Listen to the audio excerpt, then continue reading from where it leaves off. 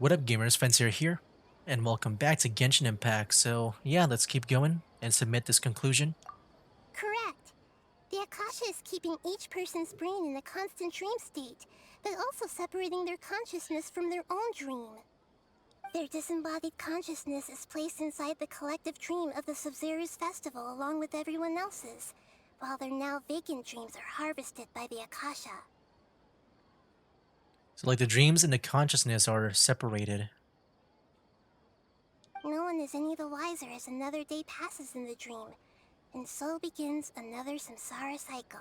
People wake up to yet another dream about the Sub-Zero's festival. The dreams that belong to them are once again harvested by the Akasha. And so it continues. So, this is like a dream factory, and the Akasha is a dream harvesting machine. Did Paimon get that analogy right? Very good, Paimon. Using analogies well is an excellent habit to get into. Okay, so that beep we keep hearing is actually from our real-life Akasha terminals. Taking off our terminals in this dream doesn't do anything. Yeah. Okay, that makes sense. Alright, last question. Who am I? The Lesser Lord. I mean, you said the moon. They say that alchemical divination is the Dendro Archon's divine revelation. So then, if Nahida has referred to herself as the moon... Now that I think about it, wasn't illusions a hint that we're all dreaming? Yeah, that's what I thought too. Well, more of like the space and stuff. Now that I think about it, wasn't illusions hinting at the sage's deception of Sumeru's people? I'm not really sure about illusions and lies when it comes to Nahida. I feel like the moon is the actual. Yeah. So you noticed. Hey, you are the Lesser Lord Kusanali. Okay, well, this entire time we've been thinking about that. Like it did feel kind of obvious, but you know, at the same time, I wasn't like fully sure. I thought that one would be the hardest question. That's why I put it last. I don't know, man. It's just knowing that the Lesser Archon or the Lesser Lord is the Archon. I just imagine that the Archons, they always have some kind of like immense power to them where they are resistant to everything. You know, like if Zhongli was here, I'm sure he would, not be affected maybe by this whole thing, or even Vency. But I could be wrong. Maybe they might be affected. It's just I feel like, oops, I just hit my mic. I just feel like it's yeah, I just feel like it's one of those things where, sometimes, well, you're like messing with a god pretty much. I don't think I think their godly powers, they will be immune to stuff like this. And just seeing the Hida here being so like very much different from everyone, like being very special. Like yeah, I felt like she was the lesser lord, like the Archon. That wasn't hard at all. Even Paimon guessed that. Everything about you is different. We just didn't want to expose you is all. And also since with the story of these, the Genshin Impact stories, with all these chapters, we always have to like meet the Archons, and we've always been very successful too. So we were bound to meet the Archon at some point. Now that you mention it, Nahida, you've been hinting to us since the very beginning. It's funny. Thinking back to when we were asking all over the place for info about Lesser Lord Kusanali. Paimon didn't expect to meet you like this. But this doesn't seem like a good time. Yes, those can wait until we're back in real life. On the other hand, I'd be happy to answer any more questions you have about here and now. Oh. Why couldn't you simply tell us the truth? You asked me this question before. My answer was, it would literally blow your minds. Yeah. Now that you know this is all a dream, this answer should hopefully make more sense. Have you heard the saying, don't wake a sleepwalker? Likewise, if someone suddenly had told you all this instead of you learning it on your own, your notion of reality and dream would be thrown into irreversible confusion. I couldn't expose you to that kind of risk. I guess that makes sense. I've also heard about that too, where like you don't want to wake up someone sleepwalking because they'll be like really surprised and confused that it might, something bad will happen. That's why I could only give you very subtle hints and some suggestions. Long story short, I'm really sorry I had to keep you guessing. How do the sages manage to keep people from noticing this? Firstly, this dream we're in is completely based on reality. People have already experienced this Sub-Zero's festival, so it would be very difficult for them to find anything that strikes them as surreal. Secondly, you're probably wondering why people don't have any memories from earlier samsara, right? That's because people don't remember their dreams most of the time anyway. That's true. And in any case, their actual dreams are being taken away from them by the Akasha. And yeah, that is also true too. I mean, just in general, you know, people don't remember every dream, So whenever they wake up in this dream of the Sub-Zero's festival, they don't remember anything from their previous identical dream. but yeah, because they steal away the dreams, like yeah, that's definitely where, like for sure, they're not going to remember. But when it comes to us though, I don't know. Like I'm just wondering how we kind of remembered. If they're like taking away our dreams too, Because with Dea, she remembered from muscle memory. I don't know about us. How at least Ether was able to pick things up. That reminds Paimon. Traveler had a dream when we were in the Avidia forest, but couldn't see what it was about after waking up. Oh, Is yeah. that an example of what you mean? Yes. Only after receiving the blessing of Dendro can a person gain the Dendro element's dream-enhancing power. That explains the feelings of deja vu. Mm. Meanwhile, everyone else has no idea that they are in the Sub-Zero's Festival Samsara, while their dreams are stolen from them over and over again. Yeah, so because we got the whole Denjo thing going on, that we were able to experience the deja vu. Okay, that makes sense. About the side effects of a mass-produced dream. Can humans really keep dreaming forever like this? Will it ever end? And if so, when? You might say your mental fatigue has already answered this question. Eventually, there's only so much that people can tolerate, especially those whose health is compromised to begin with, Yeah. like Dunyarzad. This relentless exploitation takes an even harder toll on them. Yeah, can you explain with her? Because how are there two? People's lives are at stake here, and nobody knows a thing! We've got to put a stop to this! Why is the dream about the festival? I know, right? Why did they have to base this dream on my birthday? Could it really just be a coincidence? Even you don't know the reason? Wow, now that's strange. The Academia sages are determined to harvest lots of dreams in a short time, no matter the cost. They have to be up to no good. Unfortunately, I don't know anything about it. Traveler, do you have any information? I hope they do more of this stuff where we just think about it. Even though, when it comes to gameplay, I can just spam it. There's really no consequence if I choose the wrong one. But it's just nice to like think about it.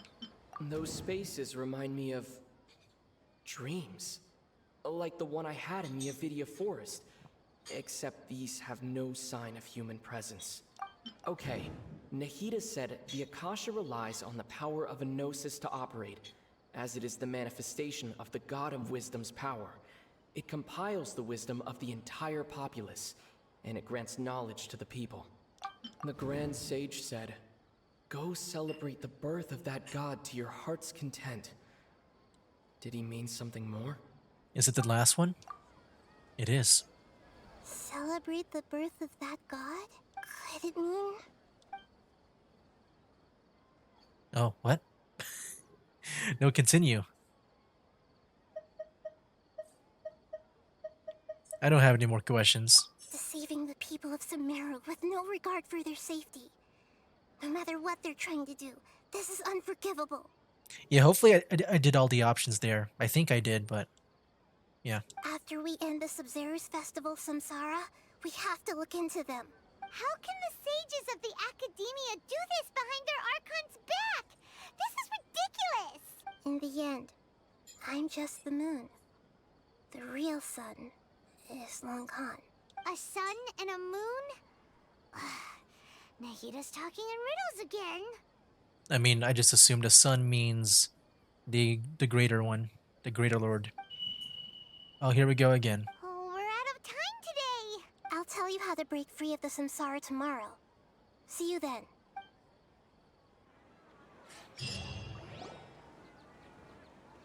All right, the next day. Wait, what? Good morning, Nahida. Wait. Now that Paimon remembers everything, should we instead say good morning, Lesser Lord Kusanali? Did we just wake up in front of her? I thought we would wake up in the bed. What? Hey, what's wrong, Nahida? You don't look too good.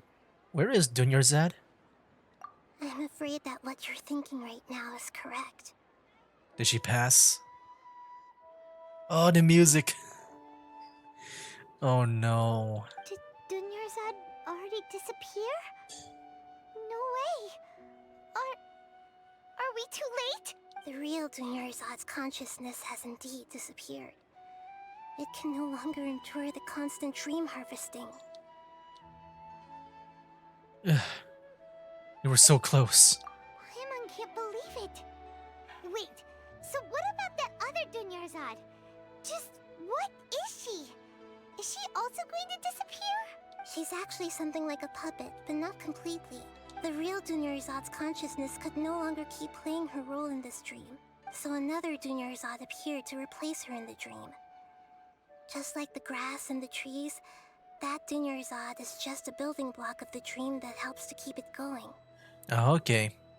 So I'm guessing like whoever the mastermind is, they just made that clone just to make sure that the dream keeps flowing, like making sure that the events repeat and stuff. But it doesn't really explain the attitude, like why she's so like down, unless like with that clone, it also like um is like connected to like how Dunyazard feels. But personality-wise, she's nothing like the real Dunyarzad. Puppets are stiff and can't copy a living person's vitality. After all, they're just there as filler. You know, speaking of which, Okay. the old Dunyarzad might not have been too different from a puppet.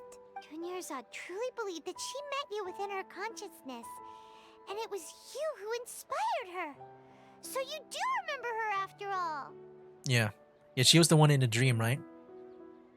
At least I assume it's the dream Yes. when they talk when Back Dunyazard then, was a kid. her family was overly protective of her. No one cared about her personality or thoughts. It was as if she only lived to stall her Elazar. I just gave her a little wisdom so she could look at life in a new way. So that she could be her own person. But even so, she still... Yeah. It still meant a lot to her. You were a kind Archon. Far from it. I'm still a long way off from being a real Archon. I couldn't even save her.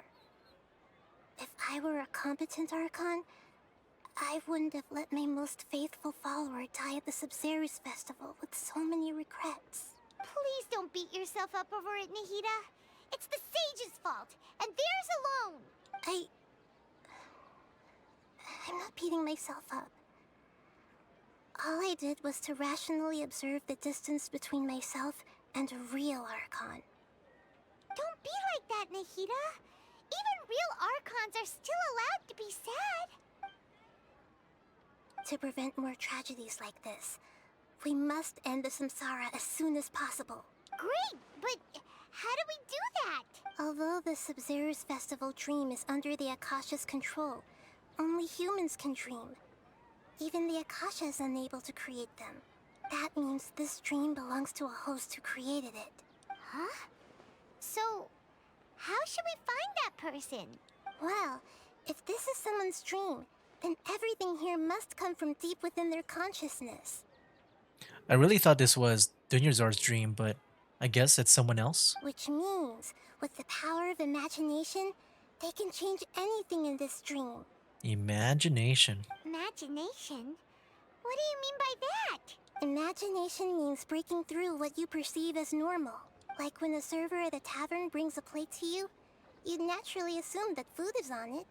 However, if you're the dream's host and you become aware that you're dreaming, when you imagine gold and more on the plate, Now we're talking. the dream will respond in kind, and the server really will bring you gold and mora.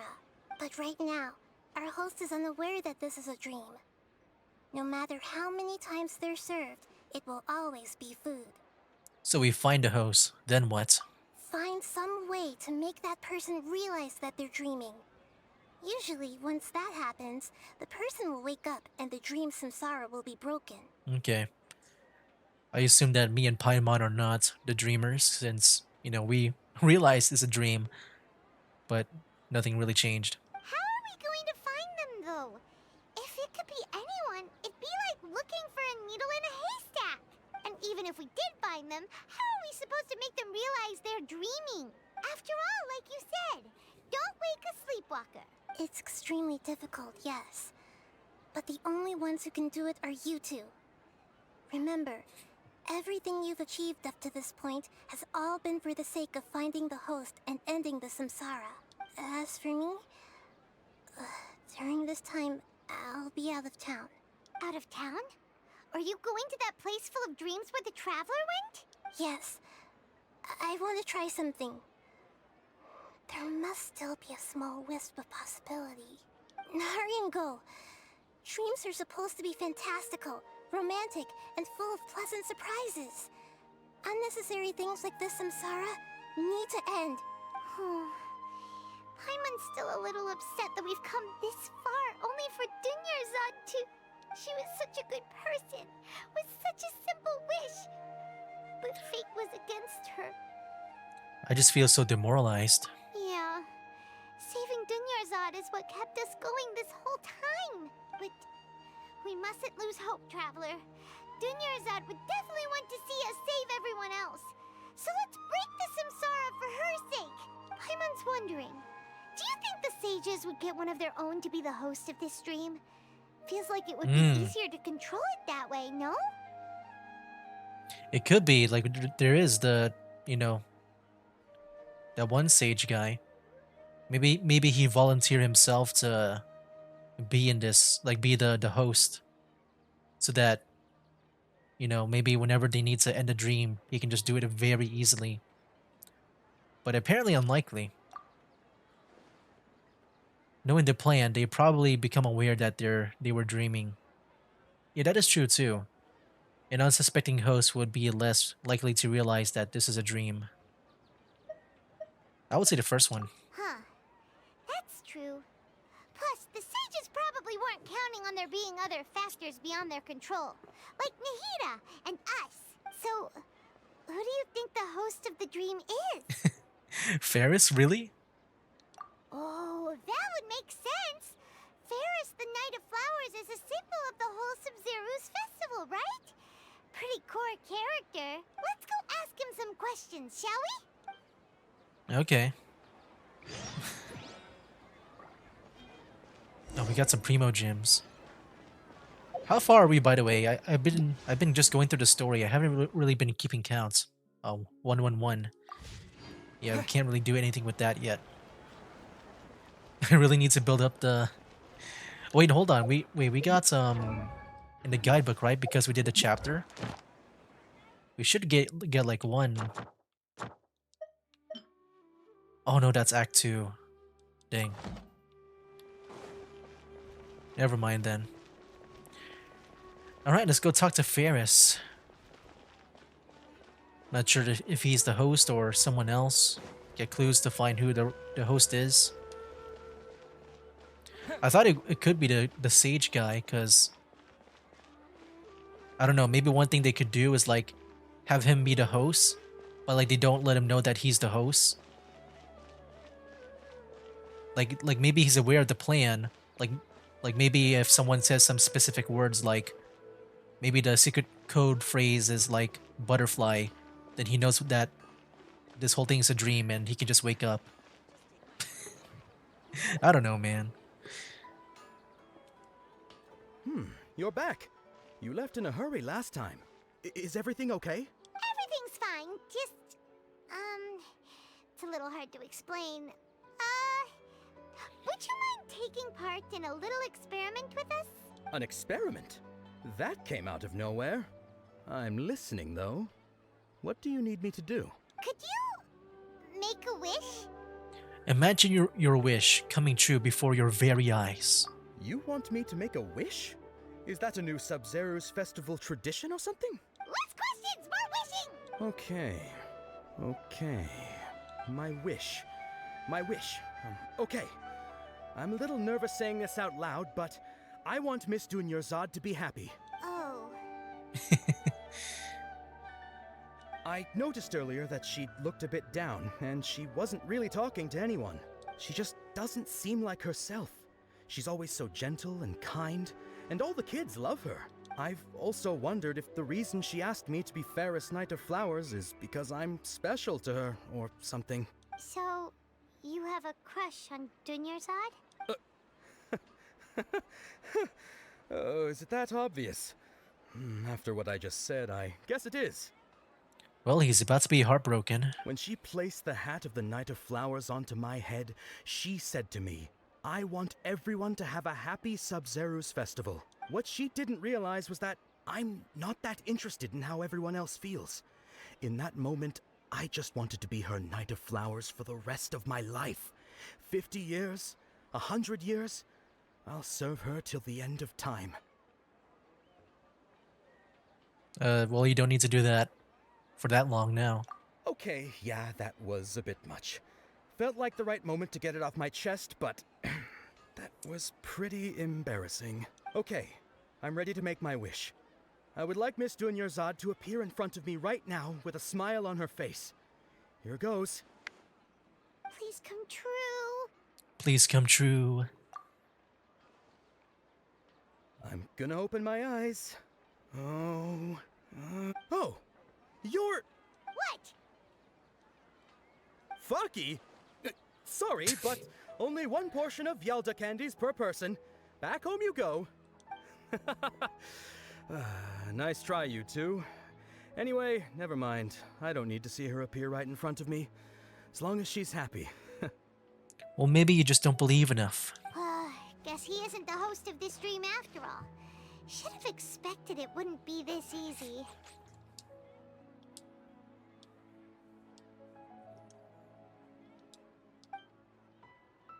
So who's next? Seems like everyone who knows Dunyarzad loves her. But none of them has any idea that she... My lady, step back. That sounds like Tia! Oh, right. This is when Dunyarzad bumps into the kidnappers. I'll teach them a lesson they won't forget. Why? I guess maybe I'm just letting out my anger on just like letting her die. Huh? But Tia can handle them. Yeah. Hey, Traveler! I guess I'm just like frustrated that I let Dunyarzad die. That's why we're gonna partake in this battle. All right.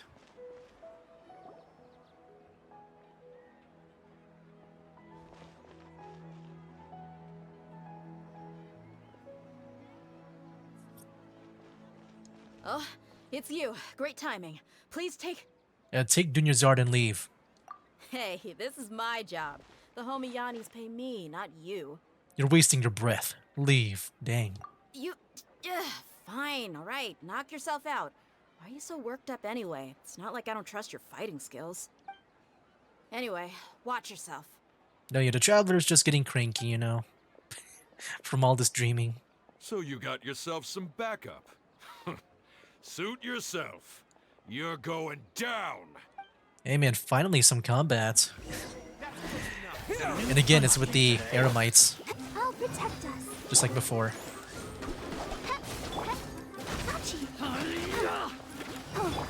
Propagate! You want this one. I'm purposely not using Bennett. I just want to keep doing that Hyper Bloom now. I want to use everyone else other than Bennett. It's just so satisfying to use the Hyper Bloom.